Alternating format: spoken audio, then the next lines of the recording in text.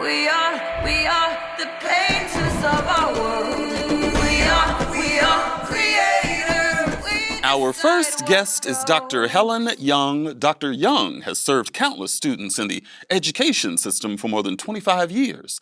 She's currently the Assistant Project Director for the California Community Colleges Transfer Guarantee to Historically Black Colleges and Universities program. She also co-founded Pipelines to Possibilities, a graduate internship program to prepare HBCU students for careers in the California Community Colleges system. Helen, thank you so much for being here. Thank you for having me.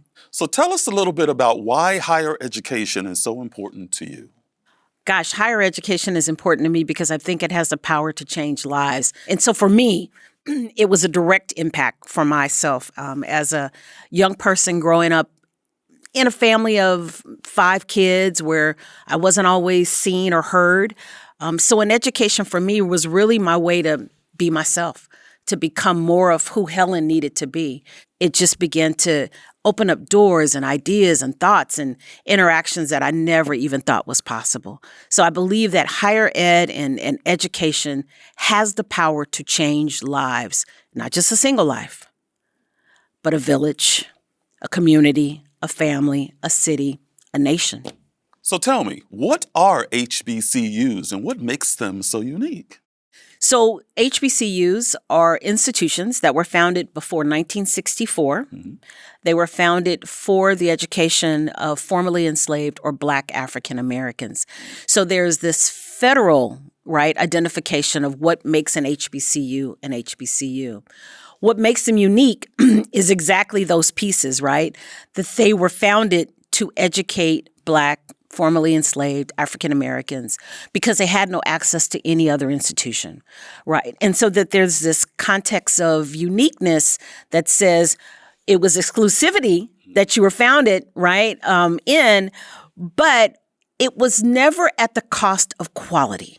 You know, you're talking about those who, began to form this nation as Black African Americans and begin to form what I like to think of is the first Black middle class, the George Washington Carvers, right? The Booker T. Washington. These individuals had an opportunity to be educated in these institutions, then went on to Harvard, to Yale's, right? So I believe that's really what makes it an HBCU unique is that there's this amazing history, right, of how they did, again, so much with so little, right? But what they produced and what they continue to produce, right, in this nation is just, I think, life-changing for so many people. So what do you think are the biggest advantages of an HBCU? Well, one of the biggest advantages is size. You're looking at institutions, you might have an institution as large of enrollment as 4,000 or 5,000 students, and that's considered large on an HBCU scale, or small as maybe 400 or 500 students. So think about what that looks like in the classroom. You're talking about really, as I'd like to think about, personalized education, where maybe there's 10, 20, 30 students total in an undergraduate classroom. That's impactful. I think the other thing is this unique relationship between students and faculty. The faculty says, you're mine, and there will be nothing but greatness pouring out of you by the time you leave here, this HBCU. So I think the faculty is really another unique piece. I think another unique thing is that HBCUs pride themselves on internship opportunities and making connections with the real world or the world of work. And so a lot of them ensure that their students have those internship opportunities, sometimes in that sophomore, even sometimes freshman year, because it gives them an opportunity to make those connections that often lead to those jobs upon graduation.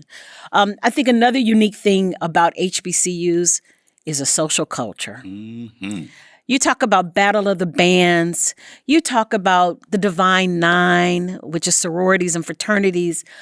You're talking about really creating and keeping the Black culture. That's what HBCUs are doing. So I think those are some of the things that make an HBCU really unique, really an advantage for a student to hopefully to take advantage of. What makes the guaranteed transfer pathway from California's community colleges to HBCUs so valuable? So the transfer guarantee is a part of an existing transfer pathway program that we started here in the California Community College system 2015, 2016. And it was a pathway that was originally designed to allow students to leave any California community college and go to any of our CSUs with a guarantee. So we said, well, we don't need to reinvent the wheel. We'll just take the wheel that already exists. And so now what a student can do at any one of our California community colleges is select an associate's degree for transfer. We like to call them ADTs. That's the term we use. They can select an ADT. They can go to the website for the chancellor's office, the I Can Go to College website. They can then look at their HBCU that we've partnered with. They can look at that degree that they're interested in achieving, and they can determine which of our HBCUs is guaranteed admissions for them as a junior with that particular degree. We have worked our behinds off the last 3 years, really working with these HBCUs to begin to do this alignment degree by degree by degree. And so really what it's going to provide for students is this literally pathway. They get on it, take it all the way down, jump off ours, jump on that HBCU, and finish that degree. So students are guaranteed admissions. So it really is, I think, one of the best things that we could have done as a part of this evolution of this transfer pathway. What are the advantages of starting at a California community college and then transferring to an HBCU? I think at the top of the list is cost. Yes. When you think about just the savings that a student and a family, right? Because college is not about just a student, it's about the family, right? So there's a lot of savings and cost, direct cost to the student and the family that I think a student really has to understand. Starting at a California community college, saves you money. But I also believe it begins to allow you to build community. It begins to allow you to build confidence and just confirming what it is you want to do, who you want to be, how you want that to unfold. So I love California community colleges. I'm biased. I just think that they have the ability to allow a student to really flourish without a lot of pressure. So if the student is having some challenges with housing, we're there. If the student's having challenges with transportation, we got them. If the student is having challenges with food, we got you. So there's this sense of community in a community college that we tend to try to wrap our arms around around our students that gives them that opportunity. So if you're building the student in that first 2 to 3 years at a California community college, what you are then sending on to that HBCU is a confident, ready, fully prepared human being, right, to be successful at that next level. What we do for students, it can't be duplicated. You can't argue the fact. When you look at the data, we do a damn good job. If someone is interested in transferring from a California community college to an HBCU, how do they get started? Great question, Danny. One of the first things we want them to do, of course, is come to the college and enroll. Find one of our local community colleges, complete the enrollment process, and then sit down with the counselor. Have a conversation about your goals, your dreams, what it is you're trying to do. Search out maybe some community programs such as Emoja or Amend or Puente, right? Whatever it is that's going to support you academically, I encourage you to find your community within the community college. Once you decide on what those HBCUs might be and that degree that's in alignment with that HBCU, then what you want to do is start planning courses, right? Having a conversation about your goals and your dreams. Do that as often as you can, right? That allows you to continue the process. But checking in with the counselor every semester, that's where the ball begins. So in addition to doing the things physically on our campuses at any of our California community colleges, please make sure that you also are visiting the I Can Go to College website. It has oodles of resources to begin that search process. So let's say physically you can't get to a campus, you can start your process and your research right there. But that is a great place to start because we talk about all kinds of things, including transfer, but we talk about programs that you may be interested in.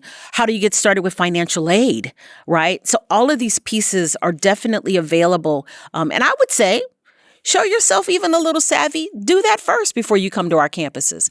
So when you walk in, you can say, oh, by the way, I went to the I Can Go to College website and I found thus, and thus, and thus. Trust me, if you walked into my office as a counselor and you did that, I'd be saying, I'm impressed. Okay, let's sit down and let's get some work done. And the other thing I want to remind folks of is that HBCUs is not just about Black students. HBCUs have always been a haven for students of all races, of all creeds, right? HBCUs were some of the first institutions that Jewish women were allowed to attend. And so just really kind of making sure people understand that the nature of HBCUs have always been about diversity, have always been about inclusion, right? And so we want to make sure that everybody understands it's a welcoming environment. It's a place where you can get a quality education, where your ideas and your thoughts and your heart is welcomed. It's welcomed. Helen, thank you so much for being here. Thank you for having me. We are the painters of our world.